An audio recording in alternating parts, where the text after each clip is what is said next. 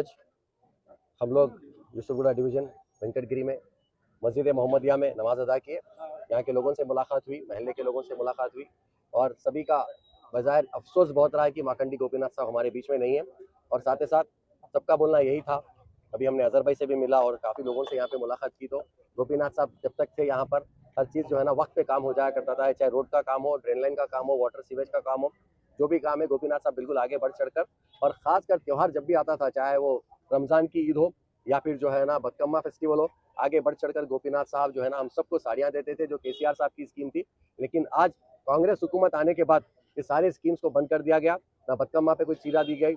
ना कोई रमज़ान पे साड़ी दिया गया। लोगों में काफ़ी तकलीफ भी है और अफसोस इस बात का है 2 साल होने को आ गया कांग्रेस हुकूमत में आने के बाद, ना एक मुसलमान एमएलए है, ना एमएलसी है, ना एक मिनिस्टर है। यही नहीं, आज भी जब हम यहाँ पे कैंपेनिंग कर रहे हैं, सबकी बात एक ही है कि केसीआर साहब ने जो कारनामा किया तेलंगाना में आज तक किसी ने नहीं किया। 10 साल का डेवलपमेंट अगर हम देखते हैं तो 50 साल के कांग्रेस के हुकूमत के सामने बहुत आगे है। जब तेलंगाना बना, कांग्रेस के इसी लीडरों ने कहा था तेलंगाना तो मिलेगा लेकिन आप लोग भूखे रहेंगे, लाइट नहीं रहेगी, पानी नहीं रहेगा। लेकिन आज 10 साल में केसीआर साहब ने घरे घर पानी पहुंचाया, 24 घंटे अनइंटरप्टेड पावर सप्लाई दी, और यही नहीं, गरीबों को 2000 रुपए पेंशन दिया, और साथ ही साथ नौजवान बच्चों के लिए खासकर स्कूलों का जो केसीआर साहब ने कदम डाला है। आज 1000 से ज्यादा गुरुकुल और टेमरिस के नाम पर एजुकेशन हब्स हैदराबाद तेलंगाना में है। इसी के साथ साथ केटी रामाराव साहब की सदारत में जो हाईटेक सिटी को डेवलप किया गया, आप देखिए, एक नजर अगर उस तरफ से आते हैं तो लोग ये कहते हैं कि हम कोई इंटरनेशनल कंट्री में लग रहा है। तो मैं आप तमाम लोगों से,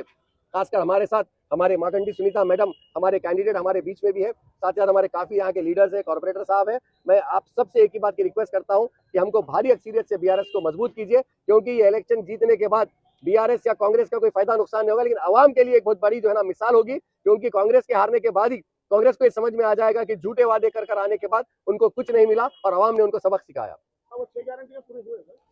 सब अभी तक खाली लटक रहे हैं हवा में, 6 गारंटी के नाम पर लोगों में जो ना काफी तकलीफ दे दी है। आज तक अगर हम हिसाब डालें तो हर घर में 55,000 रुपए की लेडी को उन्होंने बाकी है। 1 तोला सोने के हिसाब डालते हैं तो आज जो है ना कम से कम अगर 1 लाख शादी होते हैं तो तेलंगाना में 1 लाख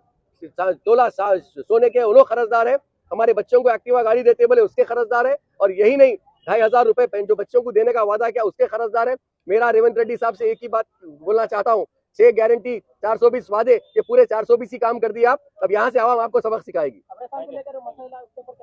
देखिए, कब्रिस्तान को लेकर मुसलमानों के साथ जितना बड़ा मजाक किया गया, मैं समझता हूँ हिंदुस्तान में कहीं ऐसा नहीं हुआ। यहीं पर 8 दिन में सबसे पहले कारवान में एक 2500 गज जमीन कब्रिस्तान के लिए अलॉट की जाती है, लेकिन फौरी वहां पर आर्मी पहुंच जाती है डिस्प्यूटेड लाइन बोलकर, और उसी के बाद जब हमारा धरना हजोस पे होता है तो इमीडिएट 4 घंटे में यहीं पर यहाँ के लोग जो है ना बोराबंडे में जो ग्लास फैक्ट्री के पीछे एक दीवार तोड़कर 7500 गज कब्रिस्तान के लिए बोलते हैं, लेकिन अफसोस वो भी डिस्प्यूटेड लैंड बोल के पता चला। तो बहरहाल ये कांग्रेस सिर्फ बोलने वाली है, करने वाली कुछ नहीं है।